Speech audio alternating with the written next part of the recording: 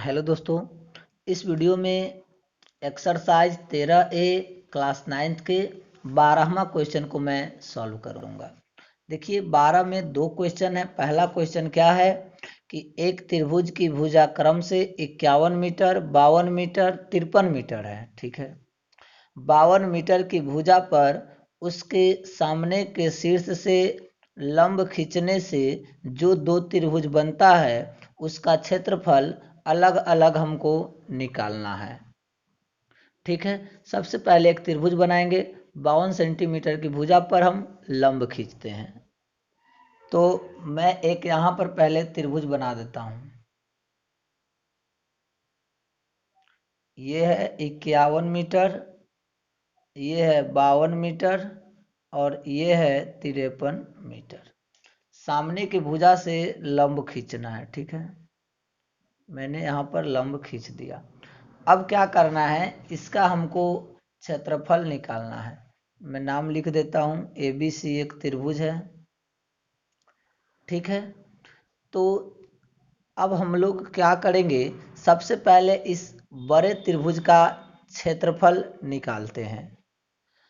तो बड़े त्रिभुज के क्षेत्रफल में क्या हो जाएगा कि त्रिभुज ABC में A बराबर हो जाएगा 52, क्योंकि इसके सामने वाला A होता है।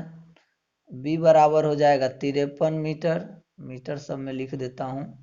और C बराबर हो जाएगा 51 मीटर। S क्या होता है, A plus B plus C बट्टा 2। S बराबर हो गया A plus B plus C बट्टा 2। अब हम A का मान रखते हैं, 52 जोड़ 53 जोड़ 51 बट्टा 2। तो कितना हो जाएगा, 5 या 15 और 6 156 बट्टा 2, यानी कि 78 मीटर आपका S आ गया। अब क्या करेंगे, हम लोग इस त्रिभुज का क्षेत्रफल निकाल देंगे हीरोन्स फार्मूला से। तो यहाँ पर लिखेंगे त्रिभुज का क्षेत्रफल हीरोन के सूत्र से। ठीक है, क्या होता है, तो बराबर S into S minus A, S minus B, S minus C होता है। अब हम लोग यहाँ पर क्या लिखेंगे, देखिए S के जगह पे 78, 78 माइनस A का मान कितना है 52, तो 52। S माइनस B, तो S का मान 78 माइनस B का मान 53। S माइनस C, तो 78 माइनस 51 लिखेंगे। ठीक है, अब क्या लिखेंगे, तो देखिए 78 गुना 78 में से 52 गया 26, 78 में से 53 घट गया 25, 78 में से 51 घट गया 27। अब इसको हम लोग तोड़ेंगे। तो देखिए 78 को मैं सीधा लिख देता हूँ 26 गुना 3, 26 3 78 होता है और आगे भी 26 है तो एक जोड़ा लग जाएगा। 25 को 5 गुना 5 लिख देता हूँ और 27 को 3 गुना 3 गुना 3 लिख देता हूँ। तोड़ सकते हैं और इसको सिंपलेस्ट फॉर्म में भी आप अच्छे से तोड़ सकते हैं। तो देखिए, तो यहाँ 2 26 है, तो सॉरी ये नहीं होगा, 1 26 बाहर निकल गया। 2 5 है तो 1 5 बाहर निकला। 1 2 3 4 3 है तो 2 3 बाहर निकल जाएगा। तो इसको गुना करेंगे तो 26 पंचे 130 गुना 9 1170 मीटर है। तो मीटर स्क्वायर इसका अभी क्षेत्रफल आया है इस बड़े त्रिभुज का। हमको एक एक त्रिभुज का क्षेत्रफल निकालना है। अब क्या करेंगे, लिखेंगे A से AD BC पर लंब डाला। तो अब हम लंब डालेंगे क्योंकि क्वेश्चन में भी कहा था A से AD BC पर लंब डाला। तो देखिए हम लोग जानते हैं त्रिभुज का क्षेत्रफल ये भी होता है, जैसे ही लंब डाल दी समकोण त्रिभुज हो गया। तो समकोण त्रिभुज का क्षेत्रफल 1/2 गुने आधार गुने ऊंचाई। तो यहाँ पर मैं लिख सकता हूँ कि त्रिभुज का क्षेत्रफल बराबर 1/2 गुने आधार गुना ऊंचाई। तो उस त्रिभुज का क्षेत्रफल हम किसी भी तरीके से निकाले, हमारा इतना ही ना आएगा क्षेत्रफल। तो क्षेत्रफल कितना आया है 1170 बराबर 1/2। आधार क्या था यहाँ पर, तो आधार यहाँ पर 52 है। ठीक है, तो मैं लिखूंगा 52 और ऊंचाई हमको पता नहीं है, 2 से 26 बार में कटेगा। ऊंचाई का मान कितना हो जाएगा 1170 बट्टा 26। 26 से 1170 कटेगा, इसको 2 से काटिएगा तो 13, इसको 2 से काटिएगा तो ये हो जाएगा 5 8 5। अब इसको भाग दीजिएगा तो 13 चौके 52, 13 पचे 65। मतलब इस त्रिभुज की जो ऊंचाई है 45 मीटर आ गई। अब देखिए 45 मीटर आ गई है। अब आप कहिएगा हमको 2 गो भुजा तो पता हो गया, अगर तीसर को पता हो जाएगा नीचे वाला, तो पता चल जाएगा इस त्रिभुज का क्षेत्रफल कितना है और इस त्रिभुज का क्षेत्रफल कितना है। तो अब हम लोग नीचे वाला निकालने का प्रयास करते हैं। चलिए देखते हैं। मान लीजिए, क्या मान लीजिए कि ए डी सी एक समकोण त्रिभुज आया। देख लीजिए, आपको ए डी सी एक समकोण त्रिभुज मिला, जिसमें ये 53 मीटर है और ये 45 मीटर है। तो क्या हम ये सी डी नहीं निकाल सकते हैं?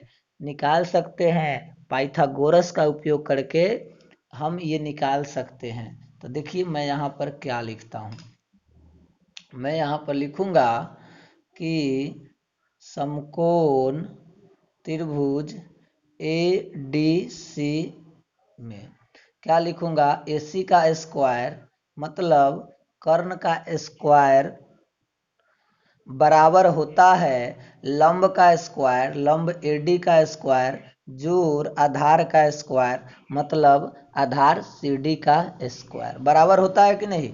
तो ए सी का स्क्वायर तो 53 का स्क्वायर, ए डी का स्क्वायर 45 का स्क्वायर, सी डी का स्क्वायर तो सी डी का स्क्वायर हमको निकालना है। अब देखिए 53 का स्क्वायर क्या हो जाएगा, तो 53 का स्क्वायर जो हो जाएगा 2809, 2809 बराबर 45 का हो जाएगा 4 पंचे 20, 2025 प्लस सी डी का स्क्वायर। तो अगर हमको सी डी का स्क्वायर निकालना है तो 2809 में से 2025 को घटा देंगे।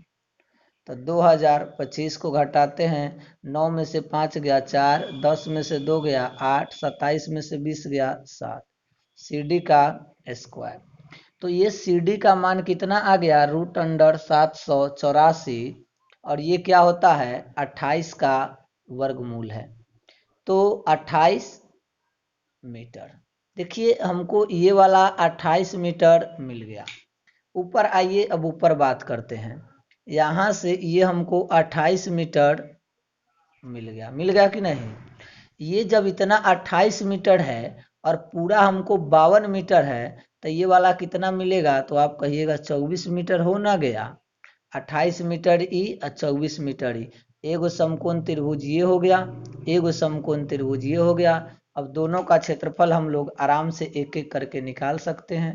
तो यहाँ पर लिखेंगे त्रिभुज ए डी सी का क्षेत्रफल क्या होगा 1/2 गुने आधार गुना ऊंचाई। 1/2 आधार 28 है, ऊंचाई तो दोनों में 45 है, 2 से 14 बार में कटेगा और 45 को 14 से हम गुना करेंगे तो क्या आ जाएगा 45 दहाई 450 और 180, तो 450 और 180 हो जाएगा 630 मीटर स्क्वायर। एक का क्षेत्रफल आया कि नहीं आया, आ गया। अब बगल वाला का इसका निकालते हैं ए बी डी का। देखिए अब हम लोग निकालेंगे त्रिभुज ए बी डी का क्षेत्रफल। कौन त्रिभुज है, समकोण है। समकोण का क्षेत्रफल होता है 1/2 गुने आधार गुना ऊंचाई। तो 1/2 आधार तो क्या है इसका, अब इसका आधार 24 है और ऊंचाई तो 45 है ही।